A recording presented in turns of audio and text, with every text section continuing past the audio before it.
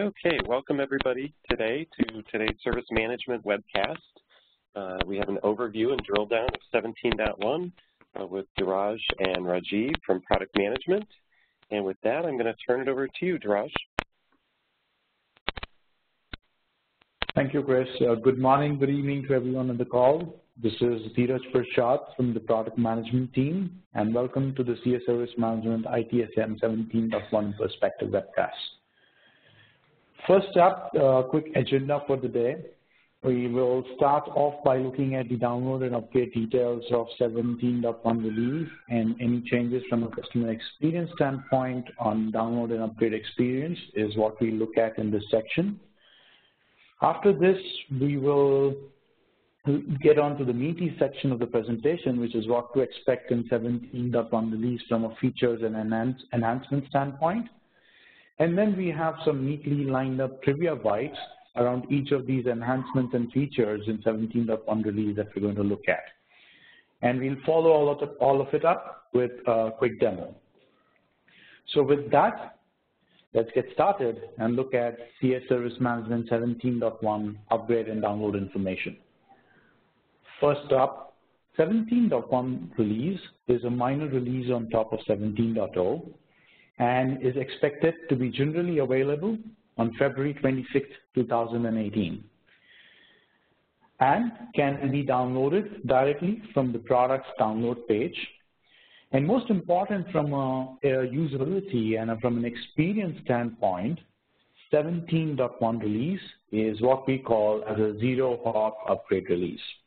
So when I say zero-hop upgrade, what I mean is that no matter whether you're on 12.x or 14.1.x or 17.0 release, you can directly come on to 17.1 release without having to hop on to any of the earlier major release. So although this is 17.1 is a minor release, but that doesn't stop you from directly coming over and experiencing the zero-hop upgrade. With that, there is no change from a SKUs and licensing perspective, and everything else around SKUs and licensing remains as is. Again, a quick touch base. This is a minor release on top of 17.0 and is expected to be GA'd on February 26, 2018. With that, let's get into the most meaty section of the presentation today, which is the new features and enhancements in 17.1 release. First up, the marquee feature of 17.1, Insights. Insights app now provides IT decision makers a neat and clean way of building their own reports by dragging and dropping key metrics onto a canvas. IT decision makers, the persona that we're talking about, no longer wish to be reliant on their IT to get them the reports they want. Well, this could be attributed to the fact that there are ever-changing requirements that come in, and a report that's important or relevant today is no longer relevant a few days from now.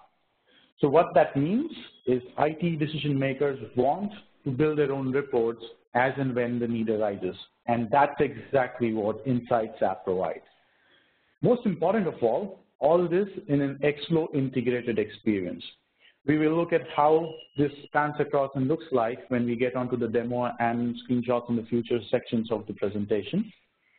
Next up, another key feature that gets added to 17.1 release is native single sign-on capability by SAML 2.0 enablement on Xflow and SDM.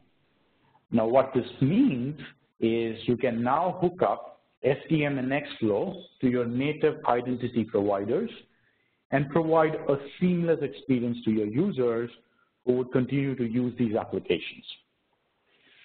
Next up, Xflow continues to get enriched, and App Launcher comes into Xflow, which provides and works as a gateway to various apps beginning in 17.1 with the Insights app. So Insights becomes the very first app under the App Launcher in Xflow and provides an integrated experience to the Insights application. SLA details and additional ticket attributes also come into Xflow that provide a neatly integrated way of viewing the additional details of a ticket and also viewing the SLA details.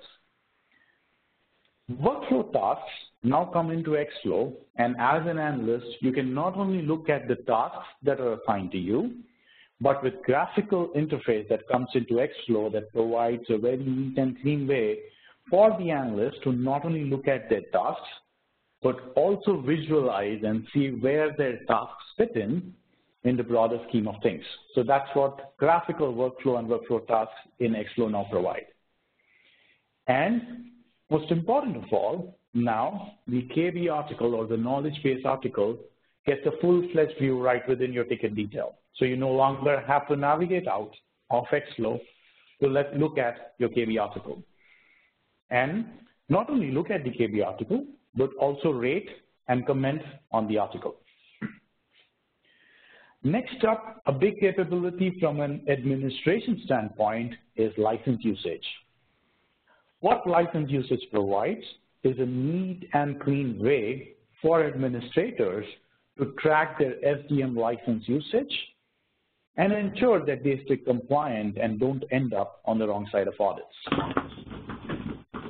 Next up, Mail Eater, which is a core element for a Service Desk Manager SDM that provides a capability for business users to send in emails to Service Desk and thereby have tickets created, now supports rich text format and HTML format emails, along with providing the capability for SSL wildcard support while configuring your mailboxes.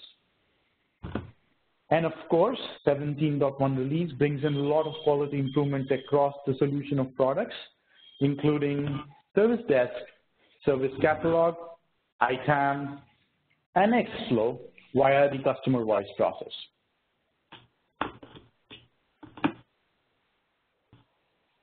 So let's get into the next section that talks about these quick trivia bites that I was talking about at the beginning. First up, App Launcher. You can now switch apps based on your role and access types right within Xflow, and Insights is the very first app under the App Launcher. So the moment you log into Xflow now in 17.1 release, what you see on the far right is the App Launcher. App Launcher not only provides you and works as a gateway to get into the Insights app, which is the very first app in 17.1 release, but also allows you to change your roles based on access types. Next up, the marquee feature of 17.1 release, Insights app allows you to build your own reports and dashboards by dragging and dropping key metrics onto a canvas right within Xflow. Now let's pause for a moment and see how this all works behind the scenes. So what Insights app does is brings in a concept of data mart. Data mart gets all your transactional data, massages it, processes it, and ensures that it is available to Jaspersoft to build the reports via the data mart. That's how the Insights app would look like. That's one of the reports taken as a screen grab. And you would see the capability, the Insights app now providing the ability for the IT decision makers to build their ad hoc views, ad hoc reports, and build their own dashboards without having to be reliant on the IT. Next up, as an analyst, you can now manage your classic workflow tasks in Xflow and get a visual representation of where your tasks fit in the broader scheme of things via the graphical workflow. Now what this means is the classic workflow tasks that are available in Service Desk in a linear format get a complete new avatar and come into Xflow in the form of graphical workflow. First up, you would start seeing new streams that come up right below your ticket task streams, and right below your ticket streams, you would start seeing task streams. You could click on any of these task streams, which are today's tasks, pending tasks, and my group tasks, along with having a capability to also view your ITPAM tasks in the event ITPAM is configured with the solution. What you can also see as an analyst is the task details by clicking on the task details. And that's the graphical workflow for you. Now imagine the classic workflow converting into this graphical workflow, providing the analyst with a very neat and clean way of seeing where their tasks fit in the broader scheme of things. Next up, Xflow now offers service types and its management alongside respective tickets. So everything within the ticket context under SLA management. So you can see your service type events attached to your ticket right within the ticket context and by executing a simple command. And if you find the real estate to be not sufficient, you can expand and view this in a full-fledged view. We look at it in our demo as to how you can expand the screen that comes up on the timeline to view the service type list attached in a full-fledged view. Next up, you can now view all ticket attributes in one place in Xflow with additional ticket attributes. Well, traditionally, Xflow has been designed keeping in mind to not to overwhelm the analysts with additional information that they don't find useful, but to ensure that the analysts focus in getting their work done and helping the users. Having said that, additional attributes now in Xflow provide the capability for administrators to configure certain additional attributes that they would want their analysts to view by a simple execution of a command. So the moment you execute view attributes command, you would start seeing an overlay with all the additional ticket attributes that you would want to see as an analyst if needed. Again, the ticket timeline continues to stay lean and clean, and you get to see the additional attributes only when required. Next up, Xflow now allows you to view your KB articles in a full-fledged view right within the ticket context and rate and comment on them. So that's how the expanded or the full-blown version of the KB article would look like, right within the ticket context. And you could also rate your KB article right from here and use this as a solution if you find it useful. Next up, as an administrator, now license usage helps you easily track SDM license usage, understand past consumption trend, and determine compliance. This is again a big element for administrators because now all of this comes pre-packaged right within Service Desk without the administrators having to go out and figure out their license usage. And most important of all, as an administrator, you can track your license usage or tenant as well. SAML 2.0 now allows you to hook SDM and Xflow to your local identity providers to enable native single sign-on capabilities via SAML 2.0 support.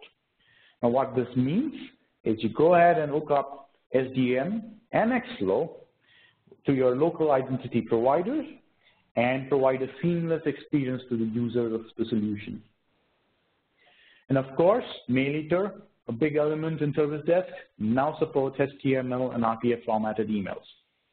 What this means is, earlier, prior to 17.1 release, for the business users to send an email to Service Desk and have a ticket created, they would always have to change the email format from plain text, from HTML or RTF format to plain text, and send that email for Service Desk to process the email properly. And most of you know that the latest email clients that come up today have HTML or RTF as the default option. So this is a big usability improvement from a business user's perspective who use MailEater to send emails to Service Desk for the tickets to be created. Apart from supporting HTML and RTF formatted emails, MailEater would now enable configuring your mailboxes with wildcard certificates.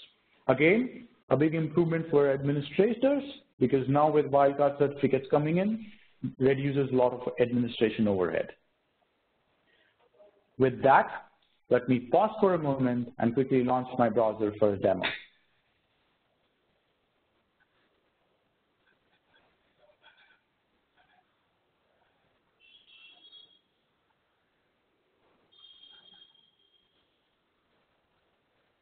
So first up, let me launch Xflow. And in Xflow, for today, for the demo, I would be logging in as Kevin Smith, who's an analyst, and also has access to the Insights app. The moment I log in, what I see first up is the app launcher on the far right. And now you start seeing the very first app as part of 17.1 Insights coming in as part of the app launcher. The moment I click Insights, I'm taken into the Insights application, which provides me clean options in the form of ad hoc views, reports, and dashboards. For this demo today, I'll be using a pre-prepared ad hoc view, and let me go and launch Active Tickets by Analyst. The moment I go and click on this ad hoc view, which is pre-prepared for this demo, I would start seeing the report come up, and it would start showing the active tickets based on the analysts in the system today. What I can do is I can quickly drag and drop these metrics, change any of these metrics, pull these out, and do whatever I want to on this canvas that's available to me. I can also build, apart from views, I can also pre-configure and build my own dashboards and save them. And I have a dashboard which I have prepared for the demo today. Let me go and view the list of dashboards. So I have prepared a dashboard for Kevin, and let us see how the dashboard comes up for this demo. So what I've done here is I have pulled up 4 of these views that we just saw. One of the views we saw is Active Instance by Analyst. I have brought in a few more views and prepared a dashboard for Kevin here. Similarly, you can build your own reports and save the dashboard for future use. With that, let me hop back onto Xflow. So the moment I come in, the next new element that I see here are my task streams. So let me go to my pending task streams. So as an analyst, I see that there are 2 pending tasks for me. If I'm interested to see the details of any of these tasks, the moment I click on the card details, I'm brought up with this task details screen where I get to see additional details of the tasks. Now coming to the interesting aspect, if I would like to see my task in the broader scheme of things, which we talked about the graphical workflow, all I need to do on this ticket is execute the workflow command. The moment I do that, the graphical workflow comes up. And what this gives me is a very clean view of how my tasks fit in the broader scheme of things. Now, if I want to look at the details of my task, I can click on the bubble and launch the task details again from here.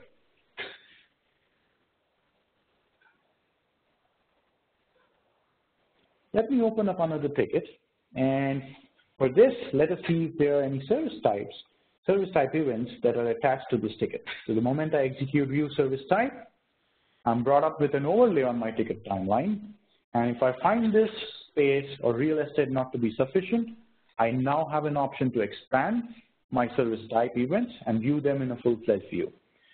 I can also do some quick actions here. I can look at additional details. I can cancel some of these attached service type events, or I can delay or resume them. I can also view any more additional attributes that I would want to see as an analyst on this ticket by executing the view attributes command. And what this brings is a clean overlay that provides the analyst with the additional attributes on this ticket that are not available or not provided right in the face of the analyst, so that he can focus on the most important things on the ticket. Next up, if I want to look at a suggested solution that is provided against this ticket for me as an analyst, and I want to look at it in a full-fledged view, now I have a pop-out icon that comes in 17.1 release. The moment I click on the pop-out icon, it brings in the KB article in a full-fledged view and provides me with a very clean and neat way of looking at my KB article right within context of my ticket. What I can also do once I go through the article is I can rate the article. If I find it to be 3 out of 5, the moment I click that, I am provided with certain bubbles that tell me that why I'm rating it as 3, and the system now intelligently asks me, why am I rating it as 3? And the moment I select the right bubble and provide a comment, and I can log this as a feedback onto this KB article, and if I find this relevant as a solution, I can quickly click on Use as Solution, and this goes and gets attached to my ticket. So let us go back to the ticket timeline, and there you see solution used, and the moment I click that, the used KB article comes up, and it provides an average rating of how the different analysts have been rating this KB article.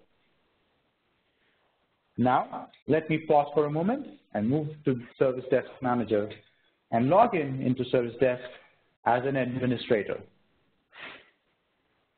The moment I log in, let me go for license usage, let me go on to the System tab and click on License Usage. The moment I click that, I get a very neat and clean view of the various tenants I manage as an administrator and what is my license usage consumption trend, and if I am undershooting or overshooting on any of these tenants. With that, I am at the end of my demo, and I will pause for any questions. And if there are any questions, please pour them into chat, or you can also mute your lines now and ask your questions if any.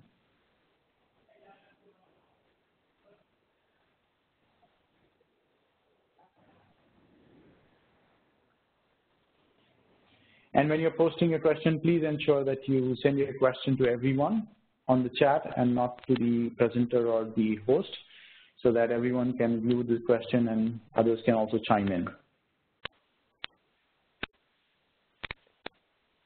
Yeah, so folks, you can unmute your line by doing #6 if you're on audio.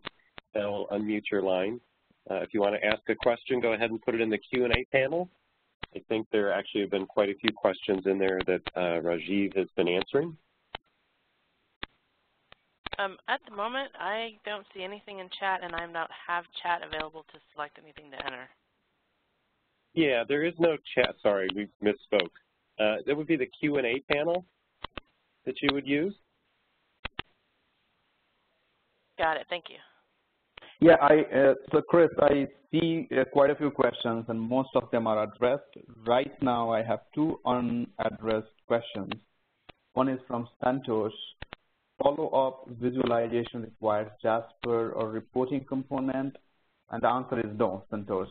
If you are talking about the follow-up functionality in Xflow, where you can set a follow-up on a ticket, schedule the follow-up, etc., that does not require JasperSoft. It is an Xflow native functionality. So that's the answer. The next one unanswered is from JW. What attributes are used to determine maximum license usage? What is the time period?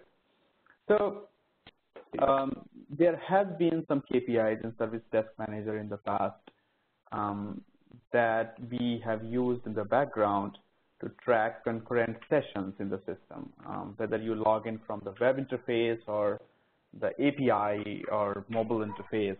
The session information is tracked, and then the KPI records the concurrent number of sessions currently active. Now, that data is being used to just surface that information in the administration interface of Service Desk Manager. So it remains the same old method of tracking license usage, just that we are making it more visible in the interface out of the box.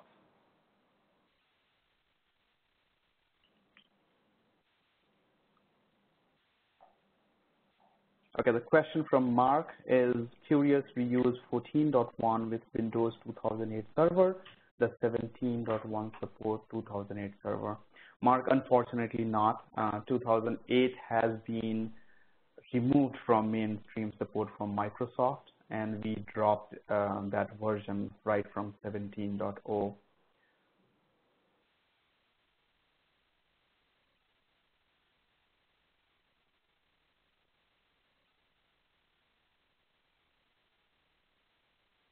All right, the question from Keith is the reports that were demonstrated earlier, did that require business intelligence installed, or is it native to the 17. install? So Keith, the reports that we demonstrated today, they are part of the Insights app, which is coming in 17.1. It is a new capability which we are introducing, built on top of JasperSoft reporting engine behind the scenes, or CA Business Intelligence 6.x. And it is also backed by a data mart, which stores aggregated pre-calculated data that it pulls from the MDB and summarizes, keeps it ready so that you can do an ad hoc analysis of that data from Jaspersoft. And then all the reports and dashboards that are created in Jaspersoft are made available directly in Xflow through the Insights app. So the reports that you saw essentially will be part of 17.1 along with the metadata behind it. All right, so there is a recommendation using USS in a future implementation of 17.1. Yes, absolutely. We are working on building a new business user interface. Essentially, what USS gives you today is all the capabilities that end users or business users would use. So we are working on that user experience on top of Xflow. And we plan to release that in a future version, hopefully the next release, that would give the replacement of or a feature parity of USS right on top of the Xflow interface.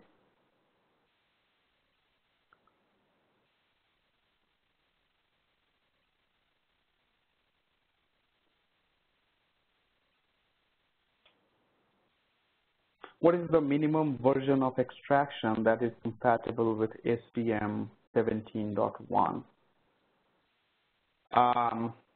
Keith, I do not exactly remember, so I can go back and post it on the supportability page, or you can find that on the supportability page. I think it is 17.x, but I don't remember the exact minor version of extraction that we are supporting. The next one is from Andrea about whether extraction and insights are different or not, and are they licensed separately or they are included with STM. So Andrea, extraction is a separate capability. It is not licensed as part of STM. It's a partner capability and you need to buy it separately. Insights app that we demonstrated today is part of the STM capability. So it comes without any additional cost with the solution in 17.1 release.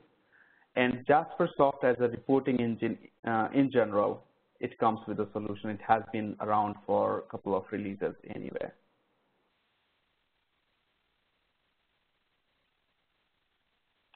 The question is from Mark. Xflow shows all attributes now when using the view command. If some of the additional attributes are required field for us, can they be added to the analyst interface? Mark, the answer is yes, and depending on where you want to add those attributes, you need to follow the configuration procedure for that. If you want to add those attributes on list of tickets or the card view of tickets, you can follow the procedure to do that. If you would like to have your required fields on the ticket creation form, you can do that as well. And the view attribute command essentially lists all the attributes on the ticket that have been filled. It could have been filled in the classic interface or it could have been filled in Xflow, but essentially view attribute gives you all the values of attributes in one place. It is read-only, by the way, so you can view all of them in one place, but you cannot modify. If you want to modify, you'll have to go back to command bar and update the value from there.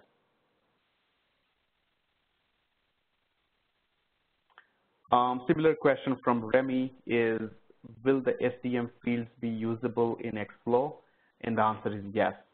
Depending on where you want to use those fields, you can follow the configuration procedure and use them in Xflow. All right. I think that's pretty much for the questions so far. Do we have any audio questions? Folks that might be waiting to ask a question?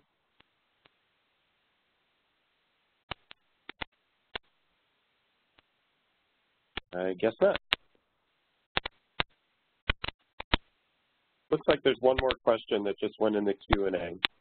Yeah, I just saw that from Motesham. Does the mail eater now allow to approve reject of workflow tasks via email? No, not at this time. The mail editor is now enhanced for processing HTML formatted or RTF formatted emails. Behind the scene, we have revamped the technology. Now it's a much modern technology behind the scene, which becomes easier to configure, easier to maintain for us. But the functionality to support approve or reject command or the workflow task via email is not there yet. Well, another question from Mark is, does Xflow have to be installed on its own server? What is CA standard for this? Mark, we do have a deployment diagram represented in our documentation, which is docops.ca.com. You can have a look at the diagram and then decide how do you want to deploy it. Essentially, the architecture is flexible. If you have advanced availability, you can choose to install Xflow on your application server, so you don't require a separate server for Xflow. But if you feel like your application servers are already used or occupied to 80% plus, and you would like to continue using the classic interface, then you might consider installing Xflow on a separate server. So please review the architecture over there, and based on your need, you can choose to install them on existing servers or a separate or set of separate servers.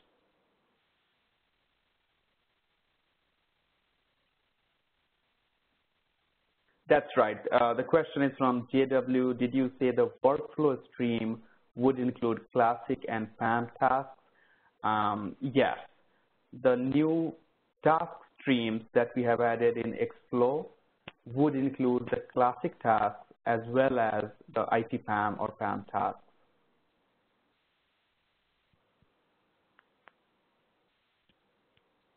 All right, we are caught up so far.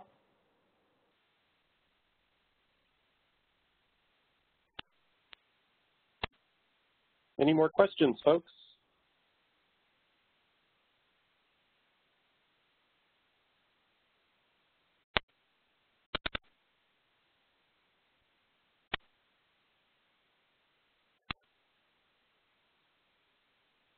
Well, Dheeraj, I think that's it.